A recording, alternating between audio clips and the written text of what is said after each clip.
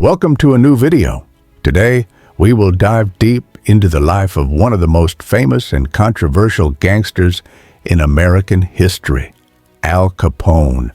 Known as Scarface, Capone left a lasting mark on Chicago's underworld and became an icon of crime. In this video, we'll explore his childhood, his rise to power, his dominance in Chicago, from the St. Valentine's Day Massacre to his conviction. Capone's story is not just about crime, but also about power, money, and moral choices. In just 8 minutes, we will see the rise and fall of Capone in detail. If you're ready, let's step into Al Capone's legendary story. This documentary will reveal both historical facts and lesser-known aspects of his life. Capone's life provides a crucial example of the fine line between crime and society. Alphonse Gabriel Capone was born on January 17, 1899, in Brooklyn, New York. His family had immigrated from Naples, and he was the fourth of 8 children. At a young age, due to his family's financial struggles, Capone left school and spent his time on the streets.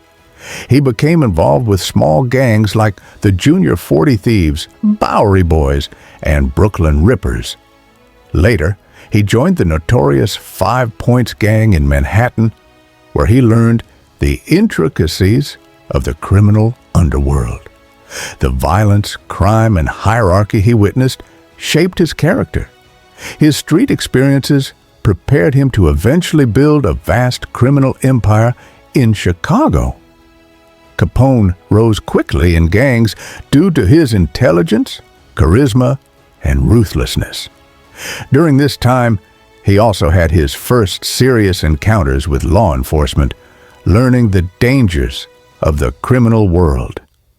Capone's childhood and youth laid the foundations for his legendary rise in crime.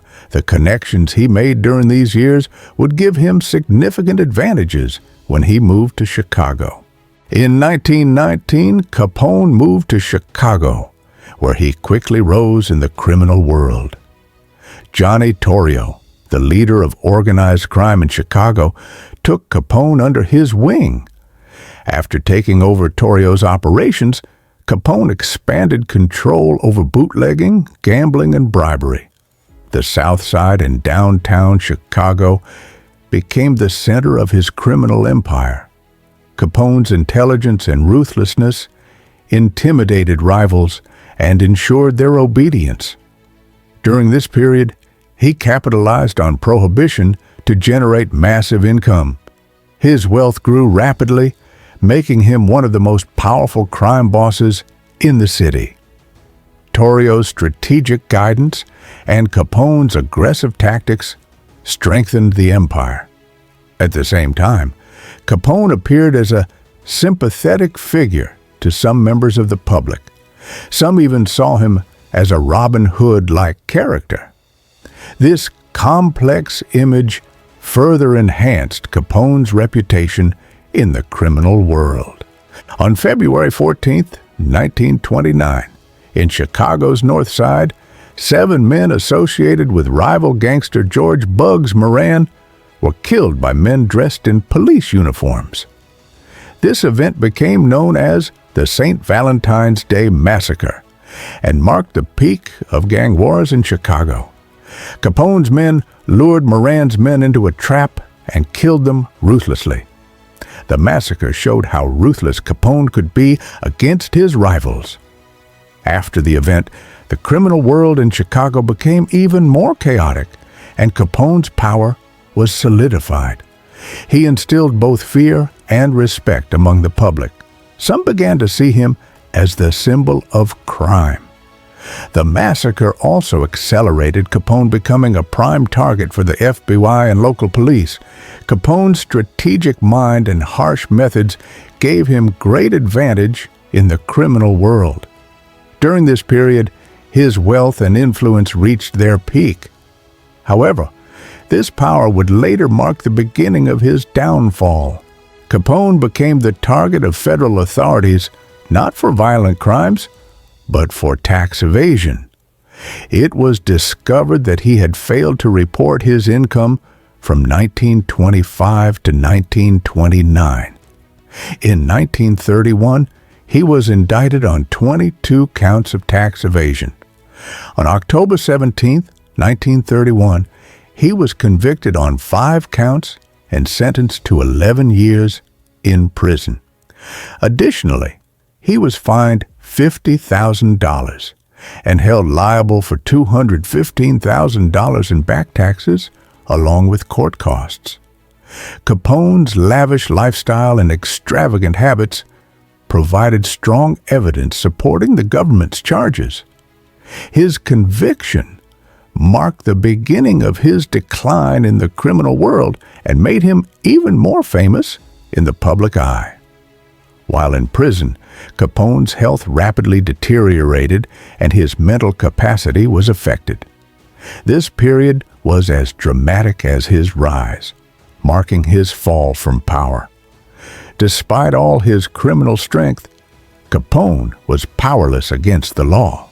In 1932, Capone was transferred to the Atlanta Penitentiary, and in 1934, he was moved to Alcatraz. During his incarceration, his health deteriorated severely due to syphilis. On November 16, 1939, he was released due to his severely declining mental condition. He settled at his estate on Palm Island, Florida, living an isolated life. In 1946, doctors reported that his mental capacity had declined to that of a 12-year-old child. During these years, Capone lived away from the criminal world, though public and historical interest in him continued. Capone's life represents a tragic story where power, fame, and crime intersected. He passed away on January 25, 1947, from heart failure. His death marked a turning point in Chicago and American organized crime history. Capone's decline exposed the brutal nature of the criminal world. His story symbolizes the fragile balance between power and punishment. Al Capone became an icon of organized crime and earned his place in cinema, television, and popular culture as Scarface. His life represents the dark side of the criminal world and the rise and fall of an individual. Capone's story exposes the consequences of power, ambition, and moral choices. As one of the most significant figures in Chicago's criminal history, his legacy helps us understand the fine line between crime and justice. Capone was both feared and fascinated by the public. His legend became a symbol of American crime culture. Capone's story provides a critical example for understanding the complexities and dangers of the criminal world. His life shows the cost of power and fame and serves as a lesson for historians.